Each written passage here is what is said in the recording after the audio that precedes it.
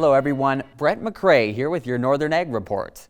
The College of Agriculture at Montana State University is seeking nominations for its Outstanding Agricultural Leader Award. The award recognizes individuals, families, or businesses that have gone above and beyond for the Montana agricultural industry in the realms of public service, advocacy, production, or business. The honorees will be honored during the Celebrate Ag Breakfast event on November 4th, ahead of the Bobcat Football Agriculture Appreciation Game. Jay Bodner of Helena most recently received the award in 2022, and the deadline for this year's nominations is August 30th.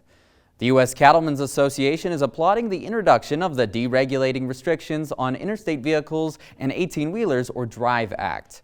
The bill, introduced into the House by Oklahoma Representative Josh Brasheen, a fourth-generation rancher and former trucking company owner, prohibits the Federal Motor Carrier Safety Administration from implementing a rule or regulation requiring vehicles over 26,000 pounds that are engaged in interstate commerce to be equipped with a speed-limiting device. Last year, FMCSA issued a notice of intent that it was considering rules that would require just such a device.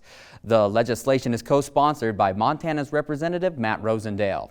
USCA Committee Chairman Steve Hilker says that livestock haulers take their own action to ensure that the safety and welfare of their cargo, and USCA is opposed to any federal mandate that limits a driver's autonomy over their truck or trailer.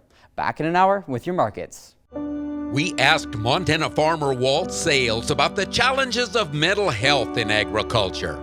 Another drought, there always is. There's always gonna be another something. I grew up in a generation of you pulled yourself up by your bootstraps, but it's become evident is what do you do if you can't even find those bootstraps? If you need to talk to somebody, go to beyondtheweather.com for free counseling for Montana ag producers.